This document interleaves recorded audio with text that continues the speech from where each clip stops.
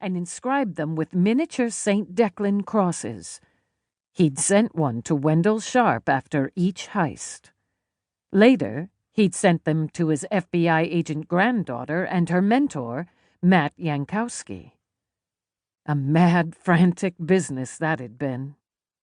He crushed the lump of mud that had dropped off Henrietta's boot under his shoe. If the drugs Verity took were in her carry-on, tucked in the herb bottle, they went right through security and customs. Is that possible these days? I suppose she could have picked up the opioids or been given them here, but why would she take them before her meeting with Wendell? Why not wait until after they'd chatted? To settle her nerves?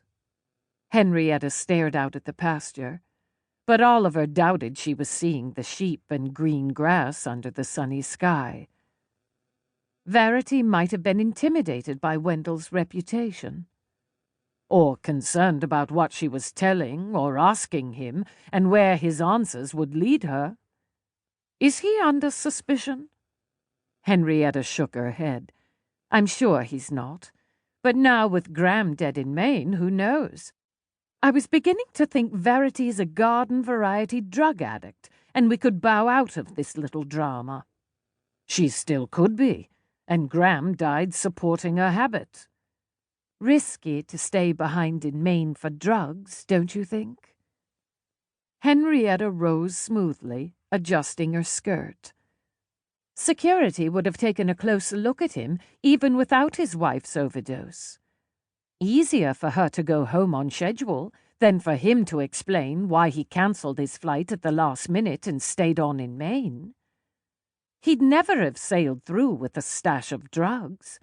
I'm certain of that. She examined the dahlias.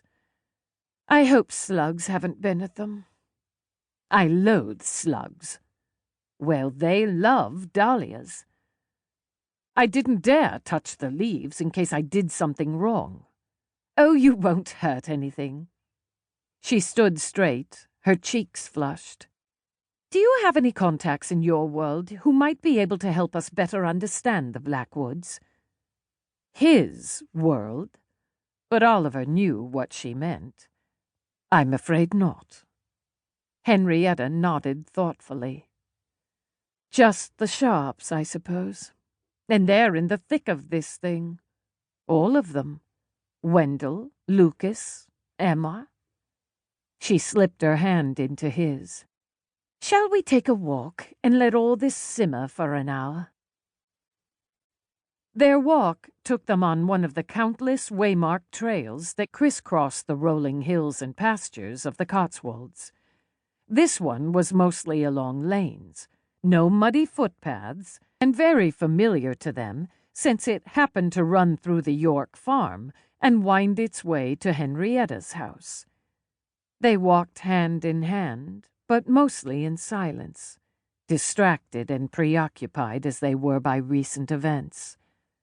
The smells of summer, the sounds of birds, sheep, and stream, the beauty of lush pastures and midsummer gardens were soothingly familiar. But Oliver didn't know if he'd arrived at any solutions when Henrietta left him at the table on her garden terrace. She disappeared inside to make tea and take a call. Oliver watched a butterfly in the garden. He swore Posy Balfour haunted the small house she'd had built to her specifications. It was relatively new by village standards, and constructed of brick rather than locally quarried limestone. He supposed the brick could be local. He blew out a breath. He felt helpless, useless, and faintly annoyed. He had nothing to offer the Blackwood investigation. Nothing to help his friends in New England find Tamara McDermott. Henrietta said she understood his mood, but she, at least, had contacts, given her MI5 status.